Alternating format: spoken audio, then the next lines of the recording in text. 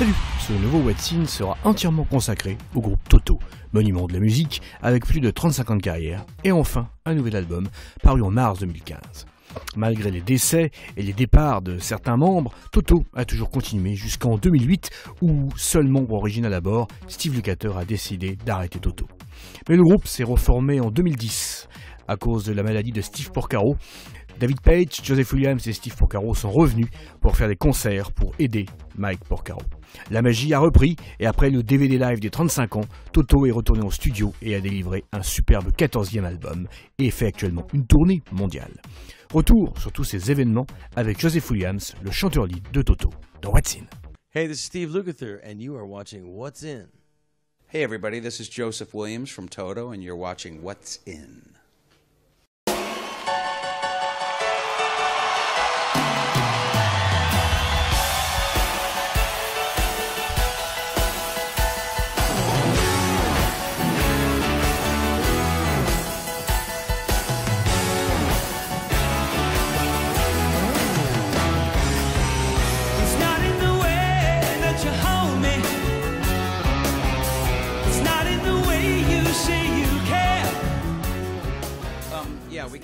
On s'est reformé pour Mike Porcaro en 2010. On a fait une douzaine de concerts. C'était pour que Mike et sa famille aient une aide financière, car ils n'avaient rien d'autre à part Toto. On a repris du plaisir ensemble.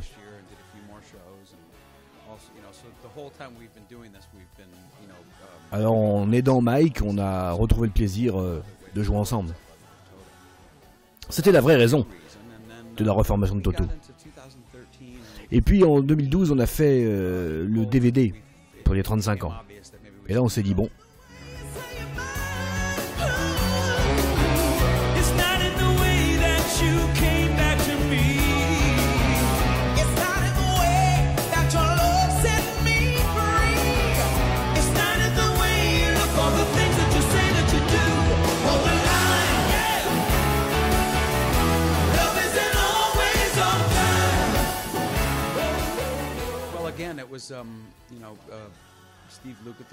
En 2008, Steve Lukather avait décidé d'arrêter Toto parce qu'il était plus heureux.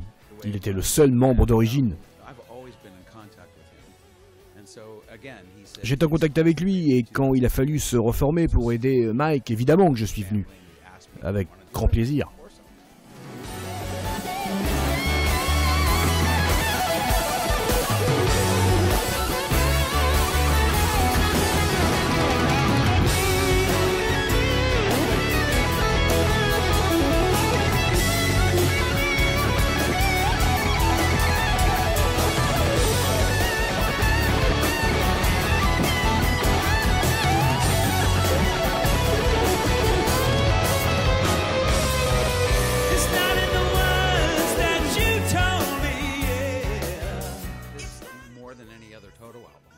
Ce nouvel album est certainement l'album le plus collaboratif de Toto. Chacun avait du matériel à amener. On a vraiment travaillé tous les quatre en studio. Chacun a travaillé sur les titres des autres. C'était vraiment très collaboratif et c'était super.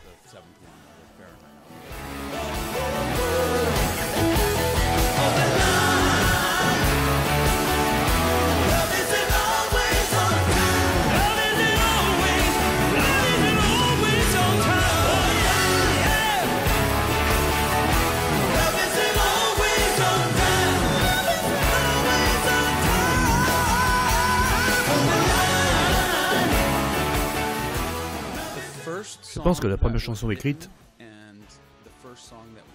c'était Fortune. C'était une chanson à moi. Quand j'ai compris qu'on allait refaire un album et réécrire, j'ai tout de suite été composé. Et donc cette chanson a été l'une des premières que nous avons retenues. Je pense que c'était vraiment le début. Il y a aussi Running Out of Time, qui est une chanson qu'on a écrite tous ensemble, dans la même pièce, en 5 minutes. Et là, on s'est dit, on a de quoi faire. Ça fonctionne toujours.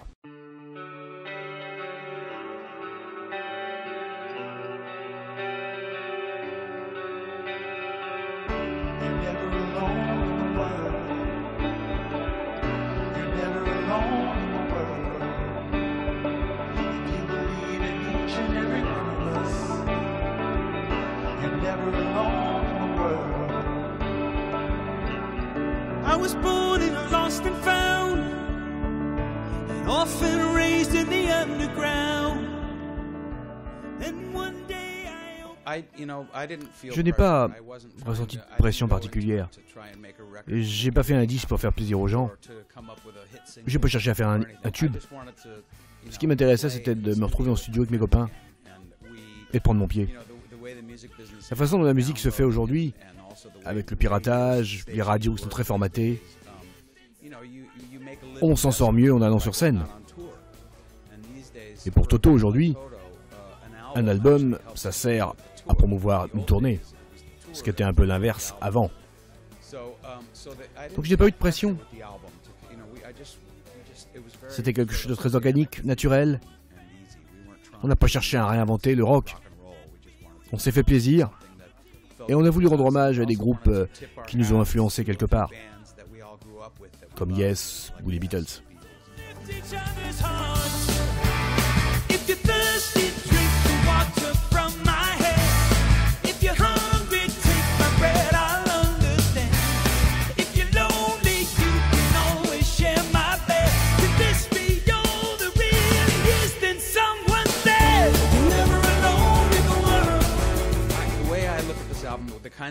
L'album 14 qu'on a fait, c'est vraiment un album que j'aurais aimé écouter quand j'étais jeune. Quand j'avais 13-14 ans, j'adorais prendre un disque, me l'écouter au casque, regarder l'artwork, regarder les photos et les crédits, écouter l'album du début à la fin. Et je voulais que cet album de Toto soit comme ça. Et je pense qu'on a quelque part réussi. L'idée, l'envie d'écouter entièrement.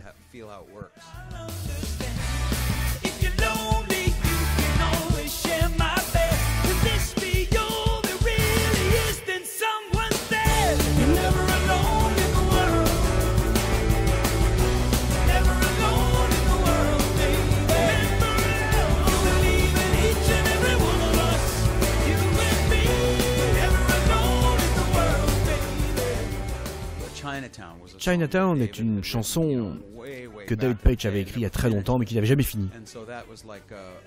Et elle a des réminiscences du Toto de Georgie Porgy bien sûr. Il y a également des chansons qui ont des sons très modernes, pas très classiques.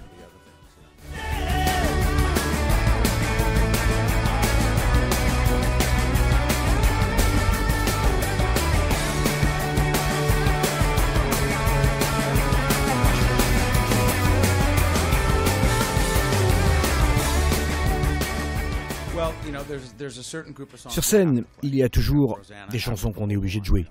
Africa, Rosanna, Hold the Line. On a bien évidemment envie de jouer le nouvel album, alors on joue 5-6 titres. Et le reste, c'est juste du plaisir. On se dit, bon, bah, on va revenir sur tel album, le premier, le troisième, sortir telle chanson. Et on met toutes ces chansons ensemble. Et c'est vraiment du plaisir. Il y a aussi quelques vieux classiques, comme I Suppose the Love, que les gens n'attendent pas forcément.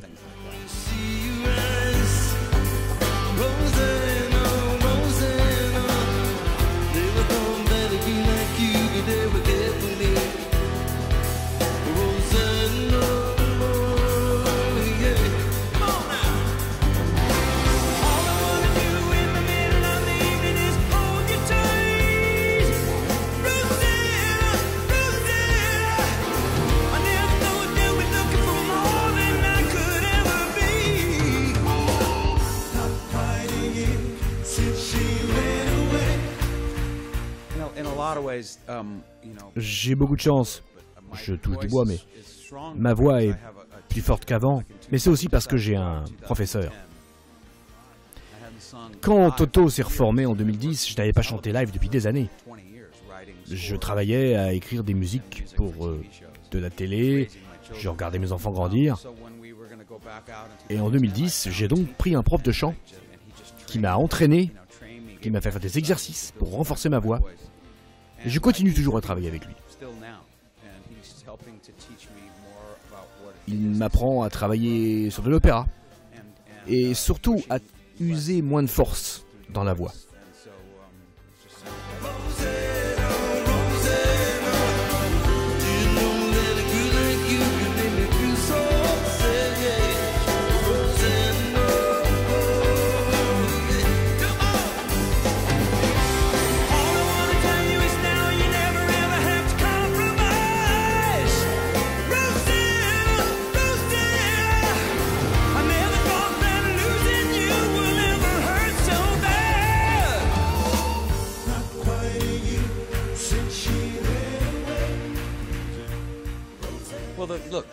La longévité de Toto est assez incroyable, mais nous, on en donne tout le crédit à Steve Lukather. C'est lui qui a traversé les époques. Jeff Porcaro est mort, il a fallu le remplacer par Simon Phillips. Ensuite, David Paich s'est retiré. Il y a eu donc une autre version de Toto. Ensuite, je suis parti, il n'y avait plus de chanteurs. Il restait que Steve Lukather avec des chanteurs vocaux. La seule personne qui a toujours été là, ça a toujours été Steve Lukather. Et c'est lui qui a maintenu Toto à flot, depuis toujours. Évidemment, la musique joue son rôle. Il y a des chansons de Toto qui sont intemporelles. Des chansons qu'on réécoutera toujours, comme Africa ou Rosanna. Il y a quelque chose des années 70 et 80, mais qui traverse le temps et qui est toujours bon.